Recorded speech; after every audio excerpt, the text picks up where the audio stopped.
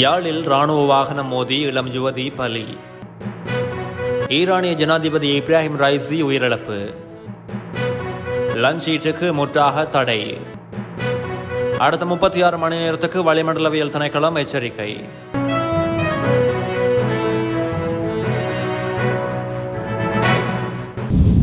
யாழ் அச்சுவேலி பகுதியில் இராணுவ வாகனம் மோதியதில் இளம் பெண் ஒருவர் உயிரிழந்துள்ளார். அச்சுவேலி புத்தூர் கனம்புலியடி சந்தியில் இன்று காலை குறித்த விபத்து இடம்பெற்றுள்ளது. விபத்தில் திவாகரன் சரோஜா என்ற 23 வயதுடைய இளம் யுவதி ஒருவரே உயிரிழந்துள்ளார்.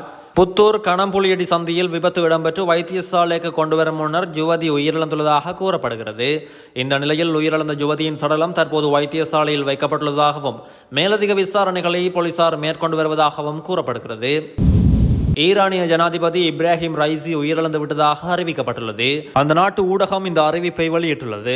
விபத்துக்குள்ளான உலங்கு வானூர்தியில் பயணித்த ஈரானிய ஜனாதிபதி இப்ராஹிம் ரைசி அந்த நாட்டின் வெளியுறவு அமைச்சர் ஹொசைன் அமீர் அப்துல்ஹாகின் ஆகியோர் வீரமரணம் அடைந்துள்ளதாக செய்தி கூறுகிறது.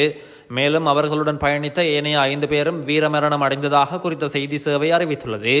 எனினும் ஈரானிய அரச ஊடகமான IRNA இன்னும் மரண செய்தியை அறிவிக்கவில்லை.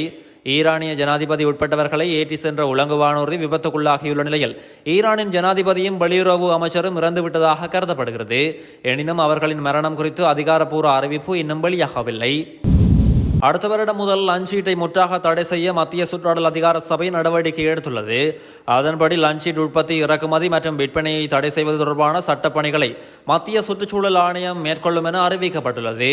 மேலும் இந்த சட்டத்திற்கு அமைய மக்கும் லஞ்சீட்களை உற்பத்தி செய்து இறக்குமதி செய்வதும் சாத்தியமில்லை என மத்திய சுற்றாடல் அதிகார சபையின் பணிப்பாளர் நாயகம் ஹேமந்த ஜெயசிங்க தெரிவித்துள்ளார்.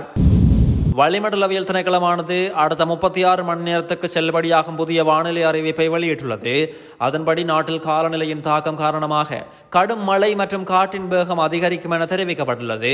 மேலும் மேல் சபரகமுவ, வடமேல் மாகாணங்களிலும் காலி, மாத்தறை, கண்டி, நுவரலியா மற்றும் மன்னார் மாவட்டங்களிலும் சில இடங்களில் 100 மில்லிமீட்டருக்கும் அதிகளவான பலத்த மழை பெய்யக்கூடும் எனவும் குறிப்பிடப்பட்டுள்ளது.